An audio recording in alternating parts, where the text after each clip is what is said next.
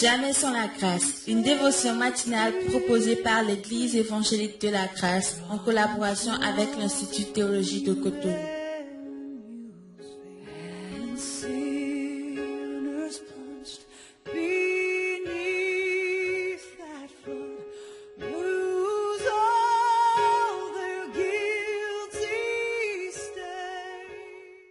Chers amis de l'émission Jamais sans la grâce, bonjour.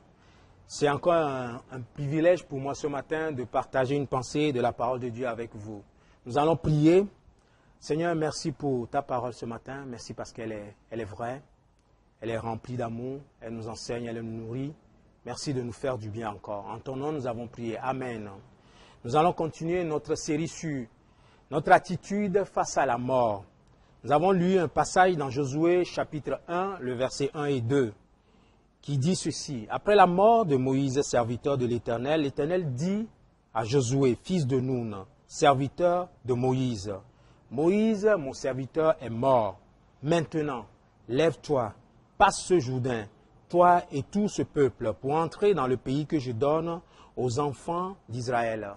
Nous avons commencé par parler de notre attitude face à la mort. Et on disait que c'est intéressant de voir que Dieu, au démarrage du ministère de Josué, parle à Josué de la mort. Et c'est beau parce que nous avons tout le temps la mort dans nos vies. Et c'est un sujet que beaucoup de gens n'aiment pas. Mais ce matin, Dieu va encore utiliser ce passage pour nous parler. Vous savez, nous avons la mort dans nos vies. J'aimerais juste le rappeler. La mort vient par le péché.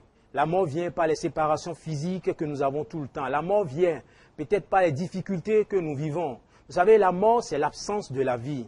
Paul dit dans 2 Corinthiens que la mort agit en nous afin que la vie de Christ puisse agir en vous. Dieu amène le brisement dans nos vies. Mais vous savez quoi?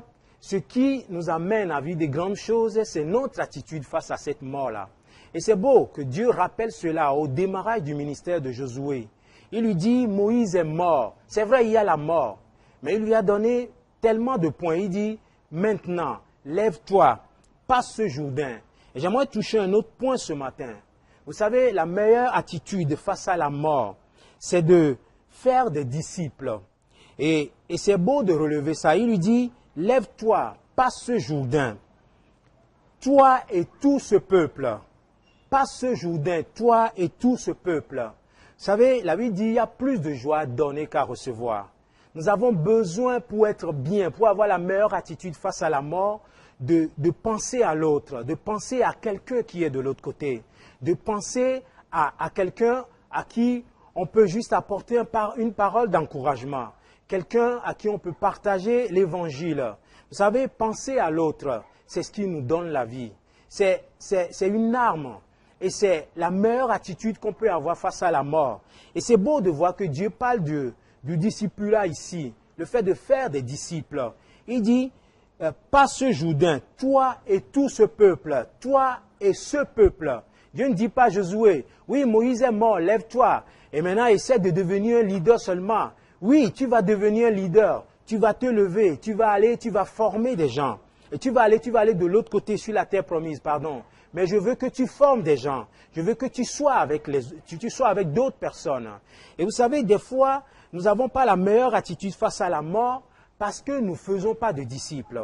Parce que nous ne pensons pas à quelqu'un d'autre. Vous savez, dans 2 Timothée, le chapitre 2, le verset 1, la Bible dit, Paul dit à Timothée, il dit, ce que tu as entendu de moi, il dit, confie-le à d'autres personnes qui seront capables, eux aussi, de le partager avec d'autres. Nous avons besoin de partager ce que nous avons reçu de Dieu à d'autres personnes. Et c'est ce qui nous garde de la mort. C'est ce qui nous garde de ce que l'ennemi développe tout le temps pour nous attirer dans la mort. Donc ce matin encore, pour vivre cette journée, la meilleure attitude face à la mort qui va venir tout le temps, qui va essayer de nous attirer en arrière, c'est de penser à quelqu'un. C'est de faire un disciple. Peut-être d'aller visiter quelqu'un. Peut-être c'est d'envoyer un message à quelqu'un pour l'encourager. C'est de faire des disciples, de partager ce que nous avons reçu. Que le Seigneur vous bénisse aujourd'hui et qu'il vous aide dans cette marche. Amen. C'est tout le temps que nous avons. Si vous avez aimé cette dévotion, parlez-en à vos amis. Parlez-leur du message de la grâce et de ce qu'il fait dans vous. Pour un sujet de prière, une question ou plus d'informations, contactez-nous. Téléphone 64 88 35 87 ou 96 42 69 05 ou par WhatsApp au 94 75 80 20.